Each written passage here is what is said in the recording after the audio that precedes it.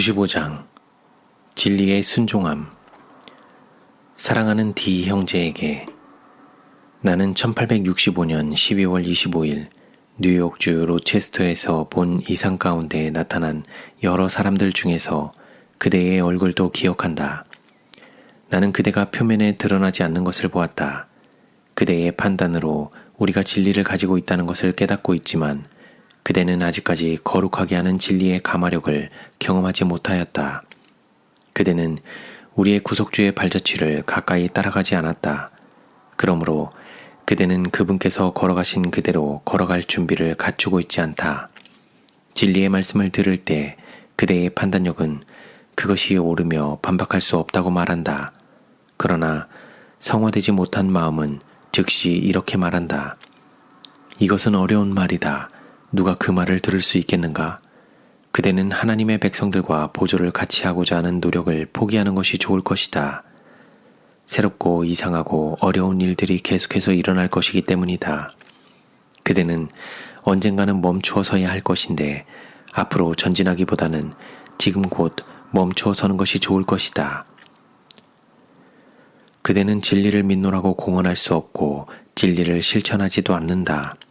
그대는 믿음의 고백과 일치된 쐐기를 늘 동경해왔다. 나는 다른 사람들의 이름과 함께 그대의 이름이 기록된 책을 보았다. 그대의 이름에는 검은 얼룩이 져 있었다. 그대는 그것을 바라보며 결코 지워질 수 없다고 말하고 있었다. 그러나 예수님은 당신의 상처받은 손을 그 위에 드시고 말씀하셨다. 오직 나의 피만이 그것을 지울 수 있다. 만일 그대가 이제부터 겸손하게 순종의 길을 택하고 그대의 과거의 허물을 가리우기 위하여 나의 피의 공로만을 의지할 것 같으면 나는 그대의 허물을 제거해주고 그대의 죄를 가리워줄 것이다. 그러나 그대가 만일 범죄의 길을 택할 것 같으면 그대는 범죄자의 보응을 받게 될 것이다. 죄의 삭은 사망이다. 나는 그대를 둘러싸고 있는 악한 천사들이 그대의 마음을 그리스도에게서 떠나가게 하고 하나님을 공의의 하나님으로 바라보게 하고 당신에게 나아오는 모든 사람을 온전히 구원하는 십자가에 못 박히신 구주의 사랑과 긍휼과 자비를 보지 못하게 하고자 애쓰고 있는 것을 보았다. 천사는 말하였다. 만일 누가 죄를 범하면 아버지 앞에서 대언자가 있으니 곧 의로우신 예수 그리스도시라. 그대가 정신적인 걱정으로 압박을 받을 때, 그대가 사단의 암시와 불평과 원망의 소리에 귀를 기울일 때, 봉사하는 천사는 필요한 도움을 가져다 주고 그대의 불신의 마음에서 나온 말을 부끄럽게 하라는 명령을 받는다. 그대는 하나님을 신뢰하지 않고 온전히 구원해 주실 수 있는 그분의 능력을 믿지 않는다. 그대는 이와 같이 비참한 불신으로 하나님께 욕을 돌리고 그대 자신에게 쓸데없이 많은 고통을 가져다 준다.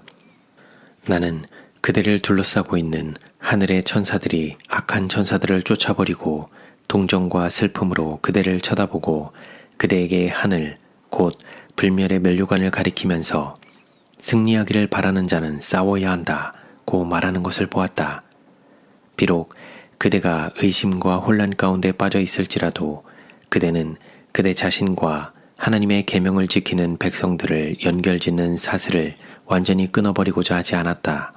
그러면서도 그대는 진리를 위하여 모든 것을 굴복시키지 않았다. 그대는 그대 자신의 의지를 굴복시키지 않았다. 그대는 하나님께서 그대에게 빌려주신 것 중 어떤 부분을 그분께 돌려주라는 요구를 받을까 두려워서 그대 자신과 그대가 가지고 있는 모든 것을 하나님의 제단 위에 올려놓기를 두려워한다. 하늘의 천사들은 우리의 말과 행동을 잘 알며 심지어 생각과 마음의 의도까지 안다. 사랑하는 형제여, 그대는 진리가 그대에게 너무 많은 희생을 요구할까봐 두려워한다. 그러나 이것은 사단의 암시들 중 하나이다. 그대가 소유하고 있는 모든 것을 진리가 취하게 하라. 그럴지라도 지나치게 큰 희생이 되지 않는다. 올바르게 평가한다면 받은 바 가치는 영원한 영광에 중한 것에 해당된다. 우리에게 요구되는 것은 얼마나 적은가? 우리의 거룩하신 주님께서 우리를 위하여 겪으신 희생에 비교하면 우리가 할 수 있는 희생은 얼마나 적은가? 그럼에도 불구하고 그대는 영생을 얻기 위해 치러야 할 대가 때문에 불평하는 정신에 사로잡힌다. 어디에 있는 다른 형제들과 마찬가지로 그대는 영혼의 큰 원수와 더불어 치열한 싸움을 치렀다. 그대는 여러 번 그 투쟁에 거의 굴복했다. 그러나 그대의 아내와 큰 딸의 가마는 우세했다. 만일 그대의 가마가 그들을 지탱해 주었을 것 같으면 그대의 가족 중 이 사람들은 온 마음을 다하여 진리에 순종하게 되었을 것이다. 그대의 딸들은 그들을 하나의 모본으로 바라보고 있다.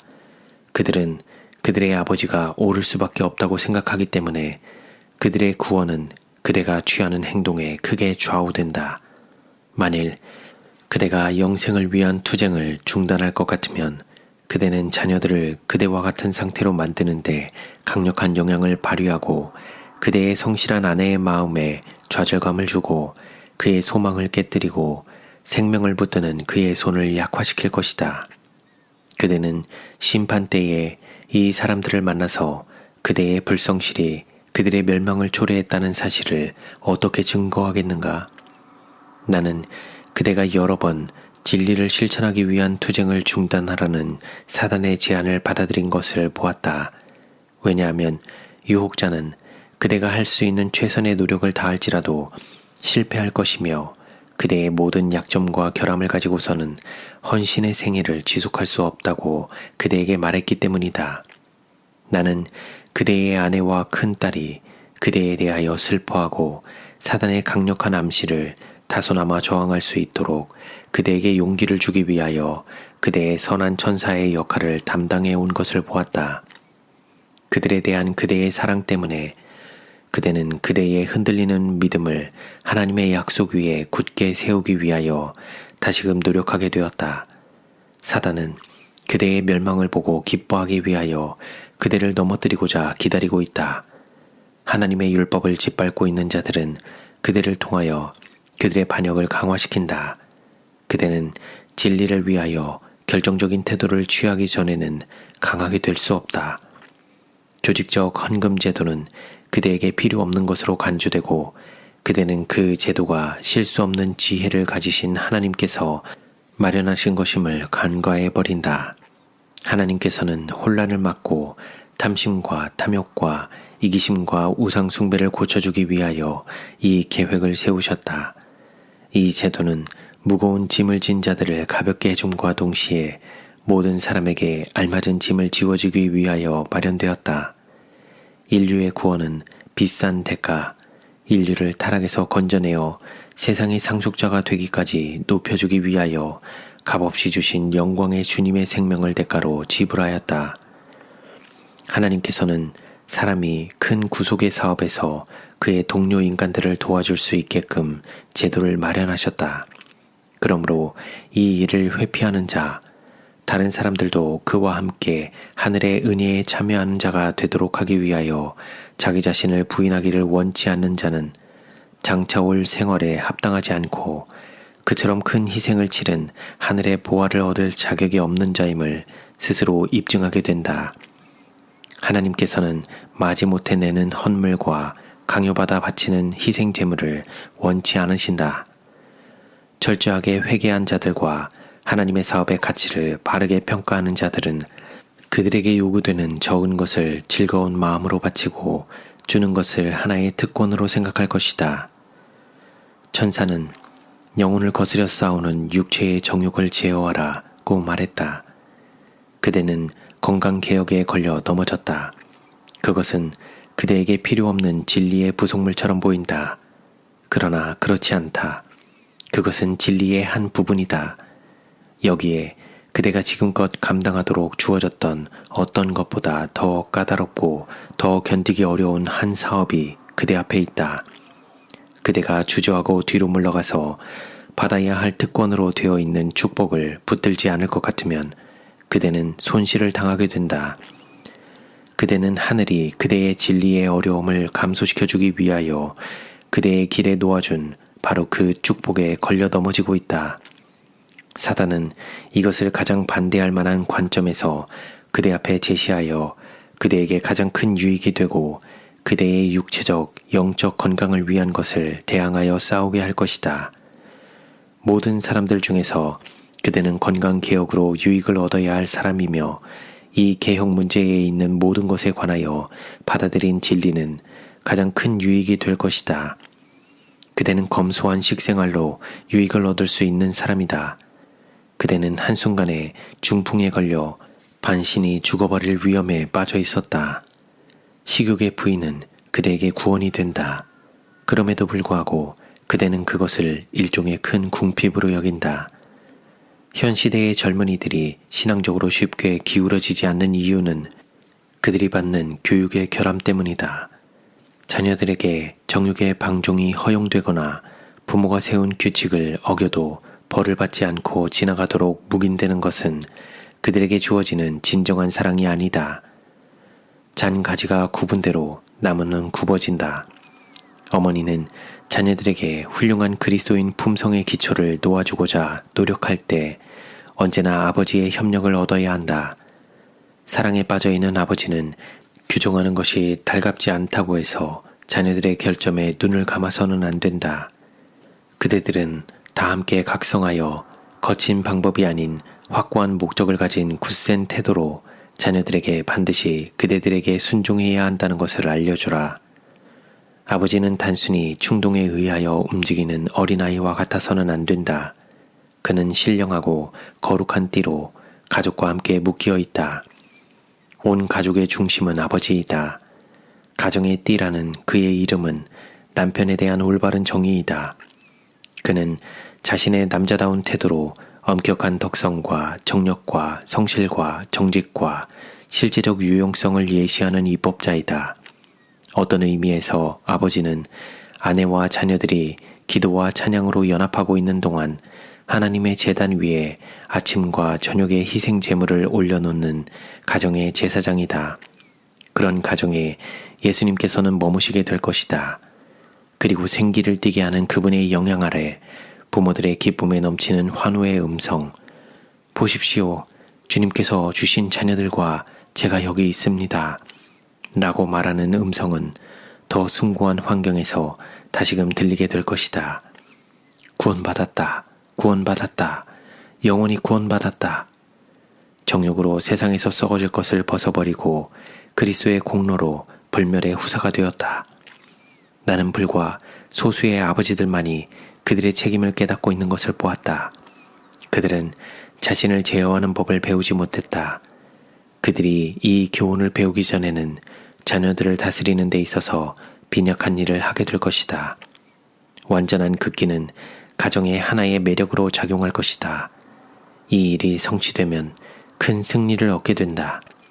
그때에 그들은 자녀들에게 극기를 가르치게 될 것이다. 나의 마음은 어디에 있는 교회 때문에 애가 탄다. 그곳에서 이루어져야 할 일이 있기 때문이다. 그곳에 한 백성을 갖는 것이 하나님의 계획이다. 거기에는 훌륭한 교회가 될 재료가 있다.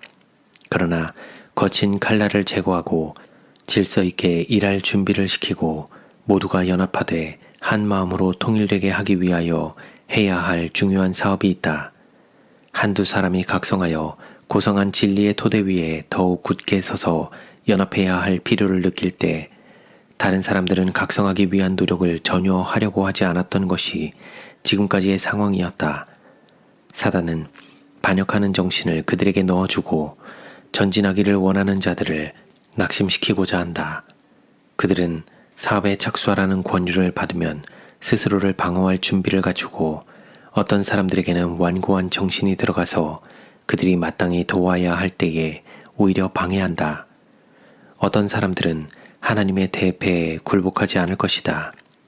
그 대패가 그들 위로 지나갈 때 울퉁불퉁한 표면이 깎이게 되면 그들은 지나치게 까다롭고 엄격한 사업에 대하여 불평한다. 그들은 그들의 결함이 방해받지 않고 남아있을 수 있는 하나님의 작업장 밖으로 나가기를 원한다. 그들은 그들의 상태에 대하여 잠들어 있는 것처럼 보인다. 그러나 그들의 유일한 희망은 그들의 그리스도인 품성에 있는 결함이 드러나고 치료받을 수 있는 곳에 머무르는 것이다. 어떤 사람들은 영혼을 거스려 싸우고 그들의 영적 향상에 끊임없는 장애가 되는 정욕적인 식욕에 방종하고 있다. 그들은 끊임없이 비난하는 양심을 간직하고 있다. 그리하여 직설적인 진리를 들으면 그들은 화를 내게 된다. 그들은 양심의 가책을 받고 그들의 경우에 맞추기 위하여 의도적으로 그 주제를 택했다고 생각한다. 그들은 슬픔을 느끼고 상처를 받아 성도의 모임에서 물러간다. 그들은 함께 모이기를 단념한다. 그렇게 할 때 그들의 양심이 그다지 불안하지 않기 때문이다. 그들은 미구의 집회에 대한 흥미와 진리를 사랑하는 마음을 잃어버린다. 그러므로 완전히 개혁하지 않으면 그들은 뒤로 물러가서 사단의 검은 깃발 아래 서 있는 반역의 무리들과 함께 서게 될 것이다. 이 사람들이 영혼을 거스려 싸우는 육신의 정욕을 십자가에 못 박으면 그들은 진리의 화살이 그들 때문에 손해를 받지 않고 지나갈 수 있도록 길을 비켜서게 될 것이다. 그러나 그들이 정욕적인 식욕에 방종함으로 그들의 우상을 간직하고 있는 동안 그들은 스스로를 진리의 화살에 맞을 관역이 되게 한다. 그러므로 일단 진리를 말하기만 하면 그들은 틀림없이 상처를 받는다. 어떤 사람들은 차와 담배와 육류의 사용을 버리고자 할 것 같으면 건강이 희생될 것이므로 개혁을 할 수 없다고 생각한다. 이것은 사단의 암시이다. 천연의 훌륭한 기계를 손상시키고 질병과 조로를 방어하도록 구축된 요새를 무너뜨림으로 체질을 약화시키고 심한 질병에 걸리게끔 육체의 기관을 준비시키는 것은 이 해로운 자극물들이다. 변화를 이루어 이 부자연스러운 자극물들을 버리는 자들은 술에 젖어있는 주정뱅이처럼 한동안 그것들이 없이는 손실을 느끼고 다소간 고통을 받게 될 것이다. 취하게 하는 술에서 떠나면 그는 무서운 고통을 받게 된다. 그러나 그대로 견디어 나가면 미구에 그는 무서운 결핍을 극복하게 될 것이다. 처녀는 그에게 도움이 되기 위하여 찾아와서 그 사람이 거짓 지주를 다시금 천년으로 대체시키기까지 그 위치를 고수할 것이다. 어떤 사람들은 천연의 좋은 감각을 너무도 무감각하게 만들어버렸기 때문에 천연이 그의 힘을 억압하고 약화시킨 인간의 죄악적 습관과 후천적 습관으로 타락한 식욕의 방종을 통하여 당해온 학대에서 회복시키는 데는 다소간의 시간이 요구될 수도 있다. 천연에게 기회를 주라. 그리하면 그는 회복되어 그의 몫을 고상하고 훌륭하게 다시 수행하게 될 것이다. 부자연스러운 자극물의 사용은 건강을 파괴하고 뇌를 마비시켜 영원한 사물을 식별할 수 없게 한다. 이 우상을 품고 있는 자들은 그리스도께서 극기와 끊임없는 고통과 치욕의 생애를 통하여 그리고 마침내 죽어가는 인류를 죽음에서 구원하시고자 당신 자신의 죄 없는 생명을 바치심으로 그들을 위하여 이루신 구원의 가치를 올바로 분별할 수 없다.